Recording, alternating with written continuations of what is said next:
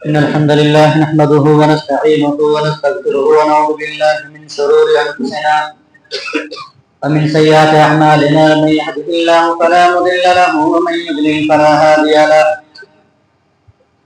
وأشهد أن لا إله إلا الله وحده لا شريك له وأشهد أن محمدا عبده ورسوله. أما بعد، فإن أصدق الحديث كتاب الله وخير الهدي هدي محمد صلى الله عليه وسلم وشر الأمور محدثاتها وكل محدثة بدعة وكل بدعة ضلالة وكل ضلالة في النار. فقد قال الله تعالى: أعوذ بالله من الشيطان الرجيم. بسم الله الرحمن الرحيم. يا أيها الذين آمنوا اتقوا الله حق تقاته ولا تموتن إلا وأنتم مسلمون.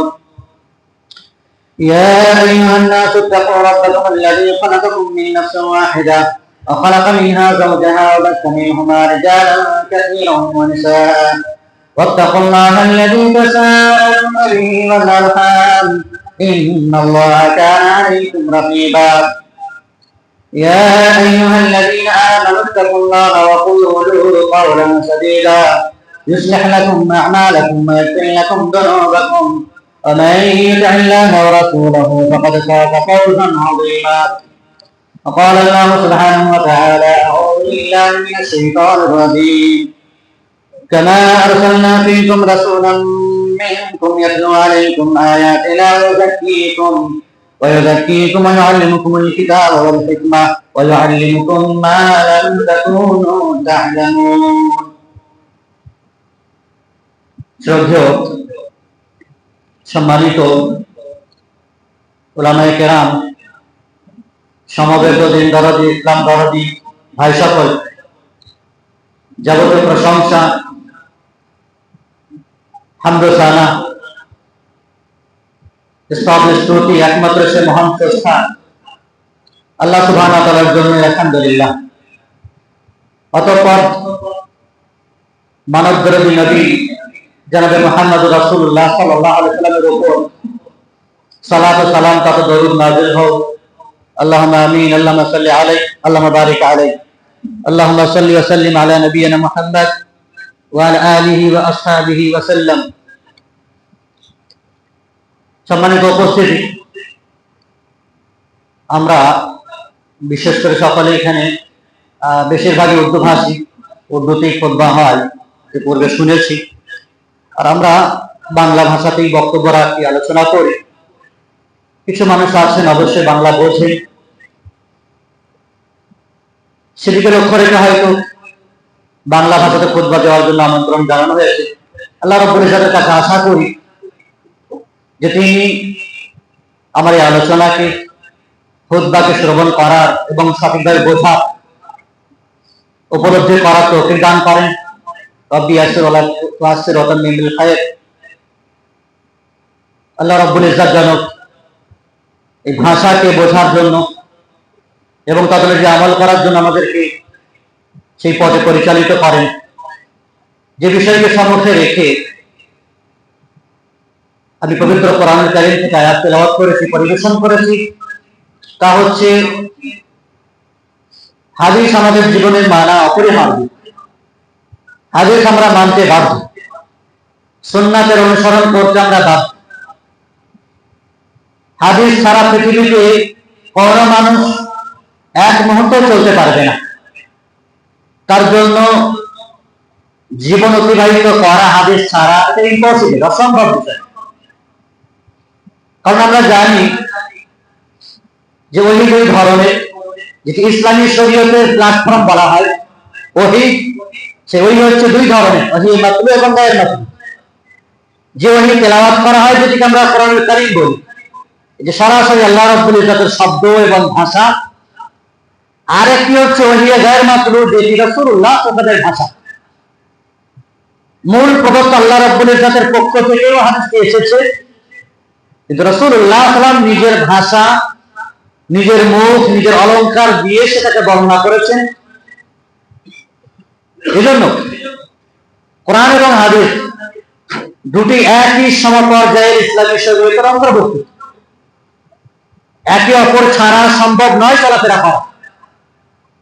যেমনটি আমরা কোরআন মানতে ঠিক তদনুরূপ হাদিস মানতেও বাধ্য। যদি কোনো ব্যক্তি যদি বলে যে আমরা শুধুমাত্র কোরআন মানবো, এই জন্য এক শ্রেণীর মানুষ আছে যারা নিজেদেরকে আহলুল কোরআন বলে। আহলুল কোরআন, আমরা কোরআনী সম্প্রদায়, যে আমরা শুধুমাত্র কোরআনকেই মানবো, কোরআনের কথা মোতাবেকই চলবো, হাদিস আমাদের জীবনে জরুরি নয়। তাদের বিভিন্ন রকমের যৌক্তিক কথা রয়েছে, যুক্তি রয়েছে, তর্ক খাড়া করে তারা। যেমন তারা বলে থাকে যে আল্লাহ রাব্বুল ইজ্জত তো কোরআনের হেফাজতের দায়িত্ব নিয়েছেন, ইন্না নাহনু নাযালনা যিকরা ওয়া ইন্না লাহু লাহাফিজুন। কই হাদিসের তো সংরক্ষণের বা হেফাজতের দায়িত্ব আল্লাহ নেননি, তাহলে হাদিস কেন মানবো আমরা? কেন মানতে আমরা বদ্ধপরিকর? যদি হাদিস মানাটা আমাদের জন্য অপরিহার্য হতো, কম্পালসারি হতো, তাহলে আল্লাহ রাব্বুল ইজ্জত হাদিসেরও হেফাজতের দায়িত্ব নিতেন। অথচ হাদিসের হেফাজতের দায়িত্ব নেননি তিনি, শুধু কোরআনের সংরক্ষণ আর হেফাজতের দায়িত্ব নিয়েছেন। সম্মানিত উপস্থিতি, মূলত প্রাচ্যবিদদের দ্বারা প্রভাবিত এক শ্রেণীর মুসলিমরা, যারা ইসলামকে নষ্ট করার জন্য ভারত এবং মিশরীয় প্রদেশে এই শ্রেণীর অসংখ্য মুসলিম আছে যারা হাদিসকে সরাসরিভাবে ইনকার করে, অস্বীকার করে, কোরআনের বিপরীতে তর্ক খাড়া করে এটিকে ইসলাম থেকে মিটিয়ে দিতে চায়। শুধু এরাই নয়, বরং দুনিয়া থেকে অসংখ্য মানুষ যারা ইসলামের ত্যাগ এবং লেবেল লাগিয়ে মুসলিম সেজে, যারা হাদিসকে দুনিয়া থেকে নাস্তানাবুদ করার জন্য বিভিন্ন রকমের ফন্দি, কলা, কৌশল, ষড়যন্ত্র এসেছে। এজন্য যুগে যুগে হাদিসের ভিতরে জাল, জয়ীফ, বানাওয়াট, মওদুদ ভিত্তিহীন হাদিস দিয়ে সেই হাদিসগুলোকে দুনিয়া থেকে উৎখাত করার অপপ্রয়াস এবং অপচেষ্টা চালিয়েছিল এক শ্রেণীর মানুষ। এরা ইসলামের শত্রু এককালে ছিল। হাদিসকে ইনকার এবং অস্বীকারে বিভিন্ন রকমের পথ পদ্ধতিও তারা এঁকেছে। এটা সবচেয়ে বড় যুক্তি, বিশেষ করে তারা মুতাওয়াতির হাদিসকে ছাড়া বাকি অন্যান্য হাদিসের যে ভাষাগুলো রয়েছে, খাবরে ওয়াহিদ, কোন একজন রাবী যে হাদিস থেকে বর্ণনা করেন সেটিকে তারা একেবারে অগ্রহণযোগ্য বলে বিবেচিত করেন, যে একজন রাবী কোন হাদিস বর্ণনা করলে সেটা মানা যাবে না। অনুরূপভাবে হাদিস তাহকিকের যে মূল নীতিগুলো আছে সেগুলোকে তারা সরাসরি ইনকার করে এবং নিজেদের খোঁড়া যুক্তি, নিজেদের বুদ্ধি, বিবেক এবং কিয়াসকে কাজে লাগিয়ে হাদিসকে তারা অস্বীকার করে। সালাফে সালেহিনের মানহাজ এবং ব্যাখ্যা অনুযায়ী যে হাদিস পরিবেশিত হয়েছে, হাদিসের মূল ধারা এবং ব্যাখ্যা আমাদের মাঝে আছে, সেগুলিকেও তারা অস্বীকার করে এবং এমন ভাবে তাবিল, বাতিল তাবিল এবং বুড়ো ব্যাখ্যা তারা বর্ণনা করে থাকে এবং বিভিন্ন রকমের মূলনীতির বেড়াজালে ফেলে হাদিসকে অকেজ এবং অচল বলে সমাজে ছড়ায় যে হাদিস গ্রহণযোগ্য নয়, শুধু আমাদেরকে কোরআনই মানতে হবে। এই হাদিস অস্বীকারীদের বিভিন্ন রকমের দলিল আছে, দলিল সবারই আছে, কিন্তু দলিলের যে ব্যাখ্যা, তার যে বুঝ, সেটাকে সালাফে সালেহিনের বুঝ অনুযায়ী বুঝতে হবে। এটাতেই মানুষ ভুল এবং বক্র পথ তারা অবলম্বন করেছে। তাদের কাছে দলিল আছে যারা হাদিসকে অস্বীকার করে, যেমন সূরা আনআমে বর্ণিত রয়েছে, আল্লাহ তাআলা বলেছেন, মা ফাররাতনা ফিল কিতাবি মিন শাই, এমন কোন জিনিস নেই যেটি আমি আমার কিতাবে কোরআনে বর্ণনা করিনি, সকল কিছু বর্ণনা করে দিয়েছি। এই আয়াতটি হলো তাদের দলিল। অনুরূপভাবে ওয়ানাজ্জালনা আলাইকাল কিতাবা তিবয়ানান লিকুল্লি শাই, হাদিস ইনকারকারীদের এটি দলিল যে আল্লাহ তো বলছে যে হে নবী, আমি আপনার উপরে সকল কিছু বর্ণনা করে দিয়েছি, তিবয়ানান লিকুল্লি শাই, প্রত্যেকটি জিনিসের খোলা ভাবে, পরিষ্কার ভাবে বর্ণনা করে দিয়েছি। তারপরেও কেন হাদিসের প্রয়োজন আছে? আল্লাহ তো স্পষ্ট ভাষায় বলে দিয়েছেন। সম্মানিত উপস্থিতি, সাহাবায়ে কেরাম যারা রাসূল সাল্লাল্লাহু সাগরে শিষ্য এবং স্টুডেন্ট ছিলেন, তারা সরাসরি রাসূলের কাছ থেকে দিন শিখেছেন। রাসূলুল্লাহ সাল্লাল্লাহু তাদেরকে কোরআন শিখিয়েছেন, হাদিসও শিখিয়েছেন। একজন নবী কোরআন শেখাবেন আর একজন নবী হাদিস শেখাবেন, এটা তো হয়নি। যিনি কোরআন শিখিয়েছেন তিনি হাদিস শিখিয়েছেন, যার উপরে কোরআন নাযিল হয়েছে তিনি তো কোরআনের ব্যাখ্যা, বিশ্লেষণ সাহাবায়ে কেরামদেরকে বুঝিয়েছেন, আর তার সেই ভাষাটাই হলো হাদিস। তাহলে কোরআন যার উপরে নাযিল হয়েছে মুহাম্মদ সাল্লাল্লাহু আলাইহি সাল্লামকে যদি আপনারা স্বীকার করেন যে তার কথা মানবো না, তাহলে কোরআন তো নাযিল তার উপরে হলো, তিনি তো আপনাকে কোরআন তেলাওয়াত করে শেখাবেন, আল্লাহ রাব্বুল ইজ্জত বলেছেন সুম্মা ইন্না আলাইনা বায়ানা, পরবর্তী আয়াতে বলছেন কামা আরসালনা ফীকুম রাসূলাম মিনকুম ইয়াতলু আলাইকুম আয়াতিনা ওয়া ইউযাক্কিকুম, তোমাদের মাঝে আমি একজন রাসূল পাঠালাম, যে রাসূল তোমাদের কাছে গিয়ে কোরআন শেখাবেন, কোরআন শেখাবেন তোমাদেরকে পবিত্র করবেন, পরিষ্কার করবেন, তোমাদেরকে হিকমত শেখাবেন এবং সেই জিনিস তোমাদেরকে শেখাবেন যা তোমরা জানতে না। তাহলে কে শেখালো কোরআন? রাসূলুল্লাহ সাল্লাল্লাহু আলাইহি ওয়াসাল্লাম। তো যিনি আল্লাহ প্রদত্ত কোরআন শেখাবেন আপনাকে, সেই কোরআনের যে ব্যাখ্যা সেটাই তো হাদিস। তাহলে কোরআন শিখবেন, শুনবেন রাসূলের মুখ থেকে, আর রাসূলের মুখ থেকে কোরআনের ব্যাখ্যা শুনবেন না, এটা তো কোন পাগলা চন্ডীর মতো কথা হলো। যার উপরে কোরআন নাযিল হয়েছে কোরআনের ব্যাখ্যাকারী তিনি। সম্মানিত উপস্থিতি, তাহলে যদি কেউ বলে আমরা শুধুমাত্র কোরআন মানবো আর হাদিস মানবো না, কোরআন এবং হাদিসের মাঝে পার্থক্য আছে, তাহলে নিঃসন্দেহে তারা গোমরাহ এবং তারা বাতিল এবং ভ্রষ্টতার পথে আছে তারা। সম্মানিত উপস্থিতি, হাদিস ছাড়া কোরআন অসম্পূর্ণ। কোরআন হচ্ছে শর্টকাট আর তার বিস্তারিত ব্যাখ্যা হলো হাদিস। হাদিস ছাড়া কোরআন অসম্পূর্ণ, একটা মানুষ জীবন চলতেই পারে না। আপনাকে বেশ কিছু এক্সাম্পল এবং উদাহরণ দেবো, অনুভব করতে পারবেন, বুঝতে পারবেন। যেমন একটি উদাহরণ হলো আল্লাহ তাআলা পবিত্র কোরআনে বলেছেন হুররিমাত আলাইকুমুল মাইতাতু ওয়াদ-দাম, তোমাদের জন্য মুর্দা, মৃত প্রাণী এবং রক্ত, খুন তোমাদের জন্য হারাম করা হয়েছে। মৃত প্রাণী এবং রক্ত তোমাদের জন্য হারাম করা হয়েছে। তো আমরা মাছ মারা গেলে খাই, টিকটি পঙ্গপাল মারা গেলে খাওয়া যায়, রক্তের জমাট, কলিজা, প্লেহা, এগুলো রক্ত, খুন, এগুলো খুনের জমাট, এগুলো তো আমরা খাই। কেন খাবেন? যদি কেউ শুধু বলে কোরআন মানবো, তাহলে তার জন্য মরা মাছ হারাম, তার জন্য কলিজা খাওয়া হারাম। কেউ ছাড়বে? কলিজা খাবে, মরা মাছ খাবে, এগুলো তো নির্দ্বিধায় খাচ্ছে। তো এর ব্যাখ্যা কোথায় পেলেন? এই আয়াতের ব্যাখ্যা রাসূলুল্লাহ সাল্লাল্লাহু আলাইহি ওয়াসাল্লাম তিনি দিয়েছেন হিল্লাত লানা মাইতাতান ওয়াদ-দামান, আমাদের জন্য দুইটি মুর্দা প্রাণী, মৃত প্রাণী আর দুইটি রক্ত হালাল করা হয়েছে। দুইটি মুর্দা প্রাণী, মৃত প্রাণী হলো একটি মাছ আর একটি পঙ্গপাল, টিকটি, আর দুইটি রক্ত, সেটি হলো কলিজা আর প্লেহা। কোথা থেকে পেলেন আপনি এই ব্যাখ্যা? রাসূলুল্লাহ সাল্লাল্লাহু আলাইহি ওয়াসাল্লামের দ্বারা পেলেন আপনি।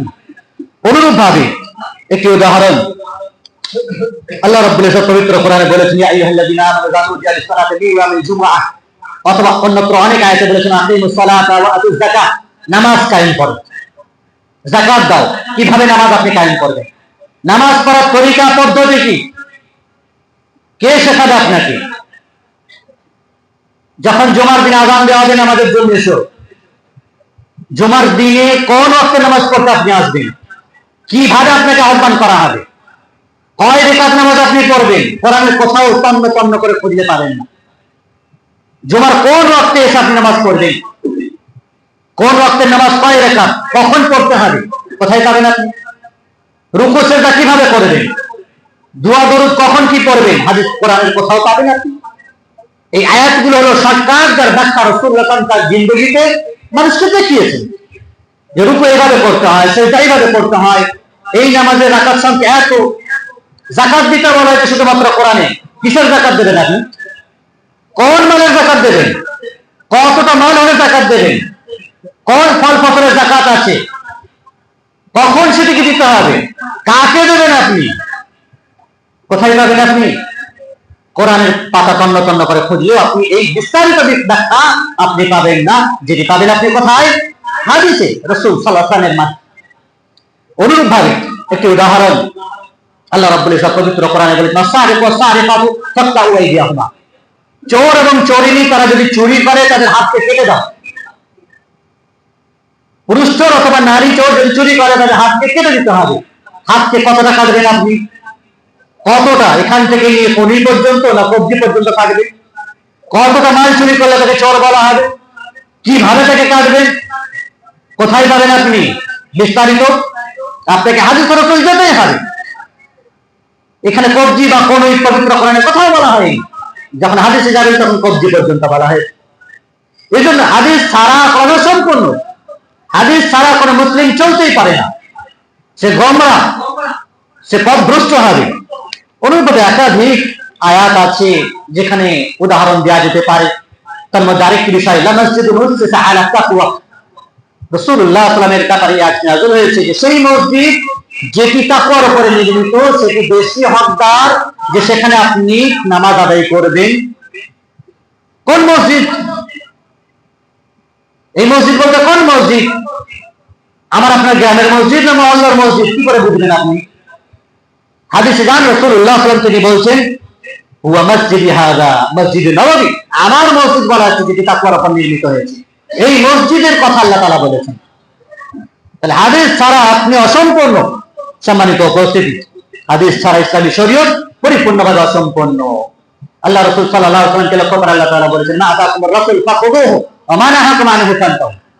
রাসূলুল্লাহ সাল্লাল্লাহু আলাইহি ওয়াসাল্লাম যা দেবেন তোমাদেরকে সেটা নিতে হবে, যা ছাড়তে বলবেন সেটাকে ছাড়তে হবে। এটা হলো শরীয়ত, এটা হলো ইসলাম। তাহলে রাসূলের আনিত বিধান এবং শরীয়ত না মানলে সেই ব্যক্তি মুসলিম নয়। হাদিস ইনকারকারী নিঃসন্দেহে সে কাফের। এতে কোনো আপোষ নেই, কোনো কম্প্রোমাইজ নেই। শুধুমাত্র কোরআন মানবো হাদিস মানবো না, এটি কখনোই সম্ভব নয় যে সে ব্যক্তি মুসলিম। সম্মানিত উপস্থিতি, রাসূলুল্লাহ সাল্লাল্লাহু আলাইহি ওয়াসাল্লাম তিনি বলতে গিয়ে বলেছেন আলা ইউতিতুল কিতাবা মিসলাহু মা'আ, শোনো, খবরদার, সাবধান, সতর্ক হও তোমরা যে আমাকে একটি কিতাব দেওয়া হয়েছে সেটি হলো কোরআন, আর কোরআনের মতোই হুবহু অনুরূপ একটি গ্রন্থ কিতাব দেওয়া হয়েছে সেটির নাম হলো সুন্নাত বা হাদিস মিসলাহু মা'আ। সম্মানিত উপস্থিতির জন্য মানুষের জীবনে একটি বিরাট গুরুত্বপূর্ণ বিষয়, বিশেষ করে মুমূর্ষ অবস্থা থেকে খবর পর্যন্ত, মাইয়িতের জানাজা, দাফন, কাফন আপনি কোথায় পাবেন? কোরআনের কোথায় পাবেন আপনি বিষয়গুলো? আপনাকে হাদিসে যেতেই হবে। যাকাতুল ফিতর যদি রমাদানের শেষে আমরা দিই, যাকাতুল ফিতরের কথা কোরআনে কোথাও নেই, অথচ আমরা সবাই ওয়াজিব জানি দিই। কোথা থেকে দিই আমরা? হাদিস থেকেই দিই। হাদিসে সব ধরনের হিংস্র প্রাণীদেরকে হারাম বলা হয়েছে, যারা চিড়ে ফিরে খায়, কোরআনের কোথাও নেই। হাদিস মানতে আপনি বাধ্য। হাদিসে নিজের স্ত্রীর ফুফু এবং খালাকে একত্রিত ভাবে রাখাকে হারাম করা হয়।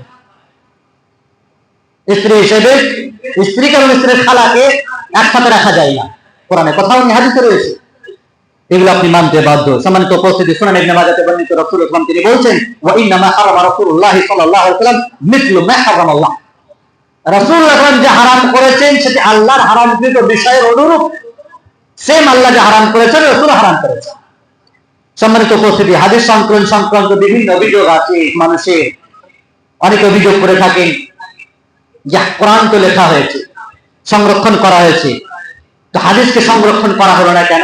লিপিবদ্ধ লেখা হলো না কেন? রাসূলুল্লাহ সাল্লাল্লাহু আলাইহি ওয়াসাল্লাম হাদিস লিখতে নিষেধ করেছেন, এক জায়গাতে রাসূলুল্লাহ নিষেধ করেছেন। খোলাফায়ে রাশিদিনদের যুগে হাদিস কেন লেখা হলো না? এত দিন পর হাদিসকে জমা করা হলো, তো আদৌ সেই হাদিসগুলো সহিহ কিনা? বিভিন্ন অভিযোগ আছে যারা হাদিসকে অস্বীকার করে, এবং প্রত্যেকটি জবাব রয়েছে।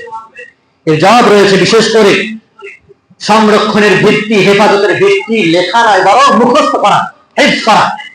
আগে হিফজ, সাহাবায়ে কেরামরা রাসূলুল্লাহ সাল্লাল্লাহু আলাইহি ওয়াসাল্লামের কাছ থেকে হাদিস শিখতেন, আগে মাথায় মগজে মুখস্থ করতেন, হিফজ করতেন, তারপরে পরবর্তীতে লিখতেন। তো যদি আগে লিখতে বলা হয় তাহলে মানুষ আর মুখস্থ করবে না। এই জন্য রাসূলুল্লাহ সাল্লাল্লাহু আলাইহি ওয়াসাল্লাম হাদিসকে লিখতে নিষেধ করেছিলেন। তার বেশ কিছু কারণ আছে। একটি কারণ হলো যাতে করে মুখস্থ এবং হিফজ করার প্রতি উৎসাহ দেওয়া হয়, মানুষকে তারগিব দেওয়া হয়, যাকে মুখস্থ করো, লেখার উপরে ভরসা করে বসে থাকবে না, যা শুনছো ব্রেনে নিয়ে আসো, পরবর্তীতে তুমি লিখবে। আরেকটি কারণ হলো হাদিস লিখতে নিষেধ করেছেন রাসূলুল্লাহ সাল্লাল্লাহু আলাইহি ওয়াসাল্লাম, সেটি হলো যে কোরআন এবং হাদিস একত্রিতভাবে মিলে যাওয়ার আশঙ্কা ছিল, মিশ্রিত হয়ে যাওয়ার আশঙ্কা ছিল, যে কোনটা হাদিস আর কোনটা কোরআনের আয়াত এটা বোঝা যাবে না। কোরআনের আয়াত নাযিল হতো আর হাদিসও রাসূল সাল্লাল্লাহু আলাইহি ওয়াসাল্লাম বলছেন, তাহলে মানুষ যদি একটি পাতাতে লেখে, কোরআনও লিখছে হাদিসও লিখছে, পার্থক্য ফারাক করতে পারবে না। এই জন্য প্রাথমিক অবস্থাতে রাসূলুল্লাহ সাল্লাল্লাহু আলাইহি ওয়াসাল্লাম নিষেধ করলেন যে হাদিস লিখবে না, লা তাকতুবু আন্নী শাইআন গায়রাল কোরআন, কোরআন ছাড়া কেউ যেন অন্য জিনিস না লেখে, যদি কেউ লেখে তাহলে সেটা যেন সে লিখিয়ে দেয় খালি ইমাকে। সম্মানিত উপস্থিতি, এই দুটি কারণে প্রাথমিক পর্যায়ে হাদিস লেখা নিষেধ ছিল। যখন এই আশঙ্কা কেটে গেল তখন হাদিস লেখা হলো। সম্মানিত উপস্থিতি, অনুরূপভাবে রাসূলুল্লাহ সাল্লাল্লাহু আলাইহি ওয়াসাল্লামের জীবদ্দশাতে হাদিস লেখা বা লিপিবদ্ধ করার অকাট্য দলিল রয়েছে। যেমন বিশেষ করে বিদায় হজ্জের সময় আবু শাহ একজন সাহাবী, তিনি বলছেন আল্লাহ রাসূল সাল্লাল্লাহু আলাইহি ওয়াসাল্লাম আমার জন্য কিছু লিখে দেন। সেই বুখারীতে বর্ণিত রাসূলুল্লাহ সাল্লাল্লাহু আলাইহি ওয়াসাল্লাম উক্তুবু লিআবি শাহ, আবু শাহর জন্য লিখে দাও হাদিস। তাহলে হাদিস লেখার একটি দলিল স্পষ্ট রয়েছে।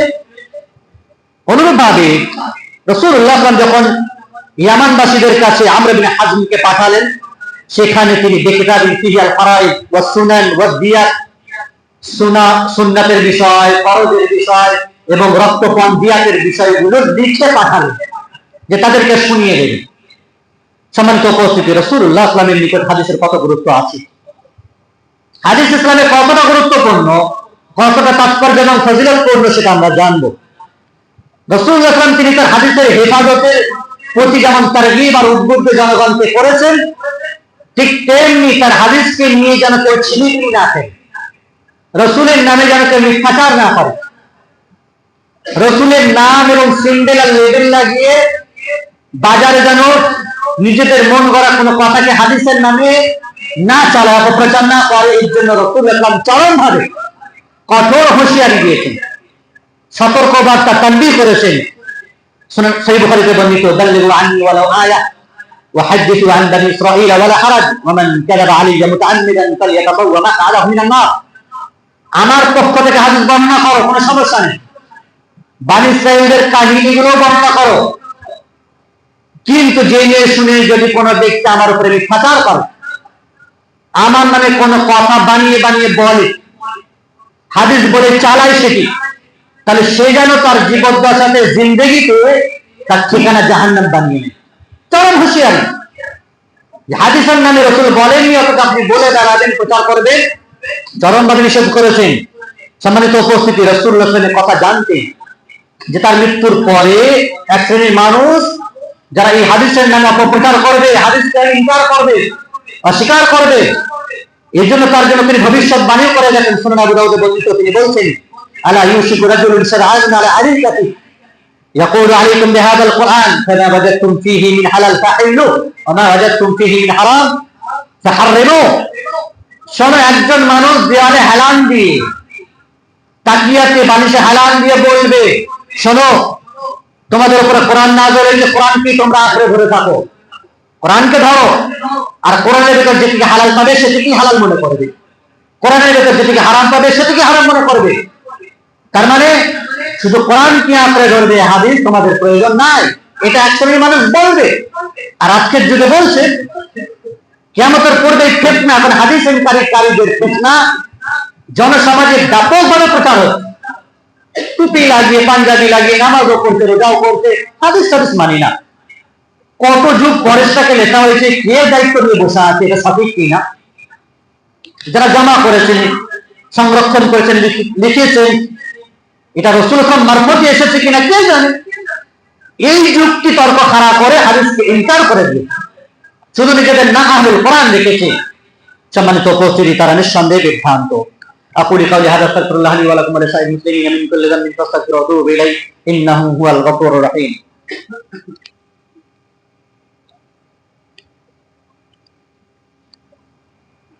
الحمد لله رب العالمين والعاقبة للمتقين والصلاة والسلام على أشرف الأنبياء والمرسلين نبينا وقدوتنا وحبيبنا محمد بن عبد الله وعلى آله وأصحابه أجمعين ومن تبعهم بإحسان إلى يوم الدين بعد.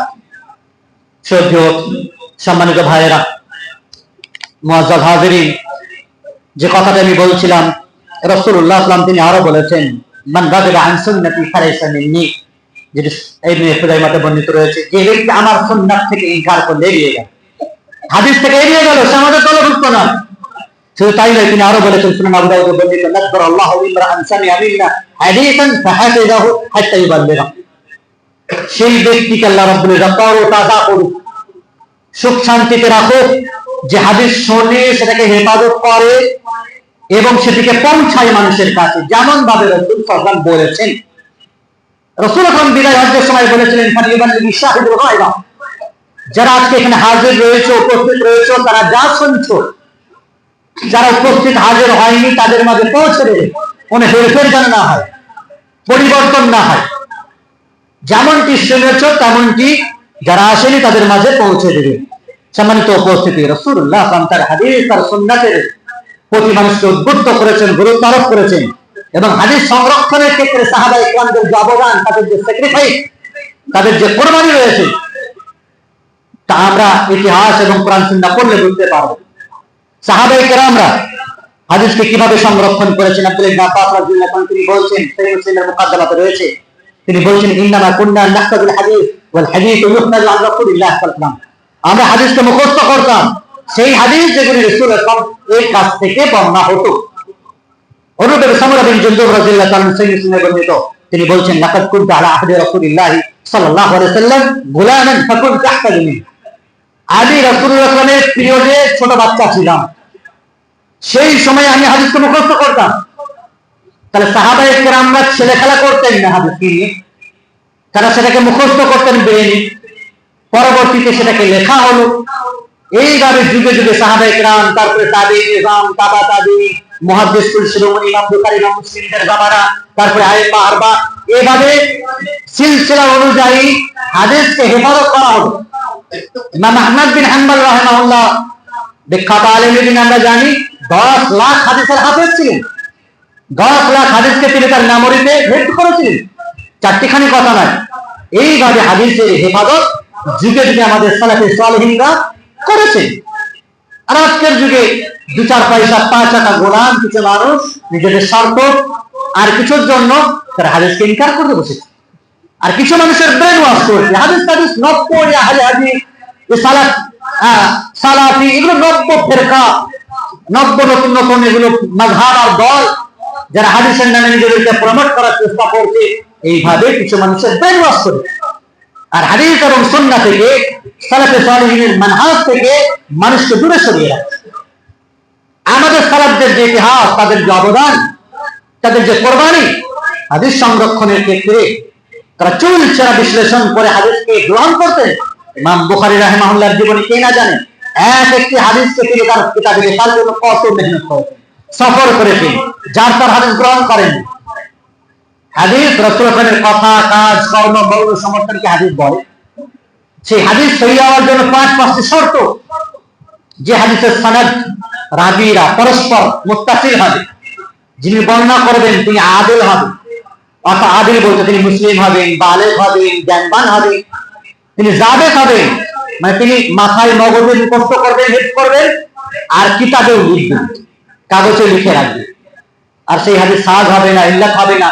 এই 5-5টি শর্ত যদি থাকে, তবে সেই হাদিসকে তারা সহিহ বলতেন, সেই হাদিসকে তারা গ্রহণ করতেন। যার তার হাদিস তারা নিতেন না। যে কেউ বর্ণনা করে দিবার মনে করছেন মেনে নেবে, তা হতো না। যখন হাদিসের এই ফিতনা চলতে লাগলো, তখন সানাদকারীদেরকে গ্রহণ করা হতো। আব্দুল্লাহ বিন মুবারক রাহিমাহুল্লাহর একটি কথা রয়েছে, আল ইসনাদু মিনাদ-দীন ওয়া লাউলা ইসনাদু লাকালা মান শাআ শাআ। যারা হাদিস বর্ণনা করবে, সানাদ, রাবী যারা রয়েছে, এগুলি সব দ্বীনের অন্তর্ভুক্ত। যদি সানাদি না থাকে, তাহলে যে যার ইচ্ছা যা ইচ্ছা তাই বলতে পারে, আর বলবে এটা রাসূল বলেছেন, কিন্তু সেটা গ্রহণযোগ্য হবে না। কার কাছ থেকে তুমি শুনেছো? এই শোনার যে সিলসিলা, চেইন সিস্টেম, এটি রাসূলুল্লাহ সাল্লাল্লাহু আলাইহি ওয়াসাল্লাম পর্যন্ত পৌঁছাচ্ছে কিনা, তবে তারা সেটিকে সঠিক বলে মানতেন এবং গ্রহণ করতেন। সম্মানিত উপস্থিতি, তাহলে আহলে কোরআন তাদের যে বিভিন্ন ধরনের অভিযোগ হাদিসের ক্ষেত্রে, সেগুলো বাতিল এবং তাদের জন্য আফসোস। সাহাবায়ে কেরামদের যে মর্যাদা, যারা হাদিস বর্ণনা করেছেন, হাদিসকে হেফাজত করতেন, তাদের মর্যাদা, তাদের ফজিলতের ক্ষেত্রে আল্লাহ রাব্বুল ইজ্জত পবিত্র কোরআনে একাধিক আয়াত নাযিল করেছেন। তিনি বলেছেন, মুহাম্মাদুর রাসূলুল্লাহ ওয়াল্লাযীনা মা'আহু আশিদ্দাউ আলাল কুফার রুহানাউ বাইনাহুম তারাহুম রুকআন সুজদান ইয়াবতাগুনা ফাদলান মিনাল্লাহি ওয়া রিদওয়ানা। মুহাম্মদ সাল্লাল্লাহু আলাইহি ওয়াসাল্লাম এবং তার সাথীরা, সাহাবায়ে কেরাম, যারা কাফেরদের উপরে চরম কঠোর ছিলেন, শক্ত ছিলেন, আর নিজেদের মাঝে, আপোষের মাঝে তারা রহমদিল ছিলেন। তারা, আপনি তাদেরকে দেখতে পাবেন, তারা রুকু করছে, সিজদা করছে, আল্লাহ রাব্বুল ইজ্জতের ফজল ও করম, তার সন্তুষ্টি, তার রেজামন্দি হাসিল করার চেষ্টা করছে। তাদের চেহারাতে সীমাহুম ফি উজুহিহিম মিন আসারিস সুজুদ, সাহাবায়ে কেরামদের চেহারাতে দেখতে পাবেন সিজদা করার আসার প্রভাব পড়েছে। সাহাবায়ে কেরামদের মর্যাদাকে কেন্দ্র করে আল্লাহ তাআলা পবিত্র কোরআনে বলেছেন, সূরা তাওবাতে, ওয়াস-সাবিকুনাল আউয়ালুন মিনাল মুহাজিরিন ওয়াল আনসার, সেই সমস্ত পূর্ববর্তী অগ্রগামী সাহাবায়ে কেরাম মুহাজির এবং আনসার যারা গত হয়ে গেছে, চলে গেছেন, এবং তাদের যারা অনুসরণ করেছে নিষ্ঠার সাথে ইহসানের সহিত আল্লাহ রাব্বুল ইজ্জত তাদের প্রতি রাজি হয়েছেন, সন্তুষ্ট হয়েছেন, তারাও আল্লাহর প্রতি রাজি হয়েছে, রাদিয়াল্লাহু আনহুম ওয়া রাদু আনহু। আর তাদের জন্য জান্নাত রয়েছে, জান্নাতের নিচে নহর রয়েছে, যেখানে তারা সর্বদাই বসবাস করবে। এটাই সবচেয়ে বড় কামিয়াবি। তাহলে সাহাবায়ে কেরাম যারা মুহাজির এবং আনসার ছিলেন, তারা হাদিসকে সংরক্ষণ করেছেন, তাদের প্রতি আল্লাহ রাজি খুশি এমনি হননি। হাদিসকে হেফাজতের ক্ষেত্রে কত সংগ্রাম আর কত মেহনত, কত কোশিশ তাদের ছিল। তবে আজকের সেই হাদিস আমাদের কাছে যুগ যুগ ধরে এ পর্যন্ত এসে পৌঁছে। সম্মানিত উপস্থিতি, সম্মানিত হাজিরিন, সাহাবীগণ যারা সর্বকালের সর্বশ্রেষ্ঠ উম্মত ছিলেন, সেই বুখারীতে বর্ণিত রাসূল আকরাম তিনি বলেছেন, খায়রুন নাস করনি সুম্মাল্লাযীনা ইয়ালুনহুম সুম্মাল্লাযীনা ইয়ালুনহুম। সবচেয়ে উত্তম এবং শ্রেষ্ঠ মানুষ হলো আমার যুগের মানুষ, তারপরে যারা আসবে তাবিঈন ইযাম, তারা সর্বশ্রেষ্ঠ। সোনালী যুগ, স্বর্ণযুগ বলা হয়। এই যুগের মানুষ হলো সবচেয়ে উত্তম। এবং ৭৩টি দল হবে, তার মধ্যে ৭২টি দল জাহান্নামে যাবে, একটি দল জান্নাতে যাবে। তাদের সিফাত আর গুণাগুণ বর্ণনা করতে গিয়ে রাসূলুল্লাহ সাল্লাল্লাহু আলাইহি ওয়াসাল্লাম বলেছেন, মা আনা আলাইহি ওয়া আসহাবি, যে দলের উপরে, যে পথের উপরে, যে রাস্তার উপরে আমি আছি আর আমার সাহাবায়ে কেরামরা আছে, সেই পথ হলো নাজাতপ্রাপ্ত পথ, মুক্তিপ্রাপ্ত পথ, তারাই জান্নাতে যাবে। যারা রাসূলুল্লাহ সাল্লাল্লাহু আলাইহি ওয়াসাল্লামের কাছ থেকে হাদিস শুনেছেন, শিখেছেন, আমাদের কাছ পর্যন্ত পৌঁছেছেন, এদের দল আর এদের পথটাই হলো নাজাতপ্রাপ্ত দল। এদের পথটাই হলো সিরাতুল মুস্তাকিম। এদের পথটাই হলো গোমরাহ এবং বিভ্রান্ত পথ থেকে দূরে সরে আসা। সম্মানিত উপস্থিতি, সাহাবায়ে কেরামদের মর্যাদাকে অক্ষুণ্ণ রাখার জন্য রাসূলুল্লাহ সাল্লাল্লাহু আলাইহি ওয়াসাল্লাম তিনি বলেছেন, লা তাসুব্বু আসহাবি, আমার সাহাবায়ে কেরামদেরকে গালিগালাজ করো না। হাদিসের অপব্যাখ্যা করা, হাদিসের বাতিল তাবিল করা, হাদিসকে ইনকার করা, সাহাবায়ে কেরামদেরকে গালিগালাজ করা, তাদের উপরে তান তাশরীহ করা, তাদেরকে অযৌক্তিক মনে করা, এটি হলো বিভ্রান্তের একটি পরিচয়। সাহাবায়ে কেরামদেরকে গালি দিও না। যারা মুয়াবিয়াকে গালি দেয়, মুয়াবিয়া রাদিয়াল্লাহু আনহুকে গালি দেয়, আয়েশা রাদিয়াল্লাহু তাআলা আনহাকে গালি দেয়, আবু বকর ওমর মতন তাবর নেতা সাহাবায়ে কেরামদেরকে যারা গালি দেয়, তারা কি মুসলিম?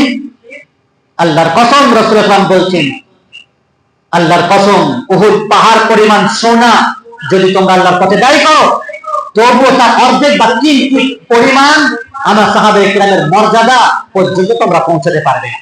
সম্মানিত উপস্থিতি, হাদিস এবং সুন্নাতের মধ্যে কি পার্থক্য আছে? এই হাদিস ইনকারকারীদের একটা বাতিল কথা যে হাদিস আর সুন্নাত দুটি আলাদা আলাদা। হাদিস আর সুন্নাত আলাদা আলাদা। হাদিসের শাব্দিক অর্থ জাদীদ, নতুন, আর সুন্নাতের অর্থ হচ্ছে তরিকা, পথ পদ্ধতিকে বলা হয়। পরিভাষায় রাসূলের কথা, কওল, ফেল, তাকরীর, কাজ, কর্ম, মন সমর্থন, এগুলোকে হাদিস বলা হয়, আর এগুলোকে সুন্নাত বলা হয়। হাদিস আর সুন্নাতের মাঝে কোনো ফারাক নেই। যেটি রাসূলের কথা হাদিস, সেটি সুন্নাত। এমনকি সাহাবায়ে কেরামদের কথাটাকে সুন্নাত বলা হয়। এজন্য হাদিসের 3টি ভাগ আছে, মারফু, মাওকুফ এবং মাকতু। মারফু যেটা রাসূলের কথা কাজকর্মকে বলা হয় মারফু, মাওকুফ সাহাবায়ে কেরামের কথা কাজকর্মকে বলা হয় মাওকুফ, আর মাকতু তাবেঈন কেরামের কথা কাজকর্মকে বলা হয় মাকতু। এই 3টি হাদিসের যে ভাগ, এটি কিন্তু সবই হাদিস। তাহলে রাসূলুল্লাহ সাল্লাল্লাহু আলাইহি ওয়াসাল্লাম সাহাবায়ে কেরামের কথাকে সুন্নাত বলছেন। আপনাকে দেখাবো, রাসূলুল্লাহ সাল্লাল্লাহু আলাইহি ওয়াসাল্লাম তিনি বলেছেন, সুনান আবু দাউদে বর্ণিত, আলাইকুম বিসুন্নতি ওয়া সুন্নাতিল খুলাফায়ে রাশিদিন আল-মাহদিয়িন, আমার সুন্নাতকে আঁকড়ে ধরে থাকো। তো তার মানে কি আপনি রাসূলের হাদিসকে আঁকড়ে ধরবেন না? তার সুন্নাতকে আঁকড়ে ধরা মানে কি? হাদিসকে আঁকড়ে ধরা এবং আমার সাহাবায়ে কেরামের সুন্নাতকে আঁকড়ে ধরে থাকো। তাহলে সাহাবায়ে কেরামের সুন্নাতও হাদিস, সেটাকে আঁকড়ে ধরে থাকতে হবে। আবু বকর, ওমর, উসমান, আলী এবং খোলাফায়ে রাশিদিন আর যারা আছেন, তাদের সুন্নাতকে আপনাকে আঁকড়ে ধরে থাকতে হবে। এটাও হাদিসের অন্তর্ভুক্ত। সম্মানিত উপস্থিতি, কোরআনের বিভিন্ন যেমন নাম রয়েছে, কোরআনকে কিতাবুল্লাহ বলা হয়, কালামুল্লাহ বলা হয়, কোরআনকে ফুরকান বলা হয়, ঠিক তেমনি হাদিসেরও বিভিন্ন নাম রয়েছে, সুন্নাত বলা হয়, খবর বলা হয়, আসার বলা হয়। তো সুন্নাত আর হাদিস, খবর আর হাদিস কোনো পার্থক্য নেই। কিতাবুল্লাহ আর কালামুল্লাহর মাঝে কোনো পার্থক্য আছে? কোরআন আর ফুরকানের মাঝে কোনো পার্থক্য আছে? তাহলে এটি ভুল এবং ভ্রান্ত কথা যে কোরআন আর কিতাবুল্লাহর মাঝে পার্থক্য, সুন্নাত আর হাদিসের মাঝে পার্থক্য, কোনো পার্থক্য নেই। যেটি সুন্নাত সেটি হাদিস। সম্মানিত উপস্থিতি, আমরা জানি কোরআন আল্লাহ রাব্বুল ইজ্জতের পক্ষ থেকে নাযিলকৃত একটি গ্রন্থ, যা রাসূলের উপর প্রেরণ করা হয়েছে। তিনি কোরআন তেলাওয়াত করে শোনাও, তার ব্যাখ্যা বিশ্লেষণও তো রাসূল শোনাবেন। যার উপরে কোরআন নাযিল হয়েছে তিনি ব্যাখ্যা করবেন না, তবে কাউকে ব্যাখ্যা করবেন। তার ব্যাখ্যা, তার তাফসীর যদি আপনি না মানেন, না শোনেন, তো কার তাফসীর শুনবেন আপনি? ভ্রান্ত মতবাদের মানুষের তাফসীর শুনবেন? সম্মানিত উপস্থিতি, কোরআন এবং হাদিস হলো ইসলামের একটি প্ল্যাটফর্ম। আল্লাহ রাব্বুল ইজ্জত পবিত্র কোরআনে বলেছেন, ওমা ইয়ানতিকু আনিল হাওয়া ইন হুয়া ইল্লা ওয়াহয়ুন ইউহা। রাসূল আকরাম নিজের পক্ষ থেকে কোনো কথা বলেন না, যেটাই তিনি মুখ থেকে বার করেন সেটাই হলো আল্লাহর কথা। ইন হুয়া ইল্লা ওয়াহয়ুন ইউহা, সেটাই আল্লাহর কথা, সেটাই ওহী। তাহলে রাসূলের কথা কোনোদিন বাতিল হতে পারে না। আল্লাহ তাআলা শুধু এতটুকুই বলে থামেননি।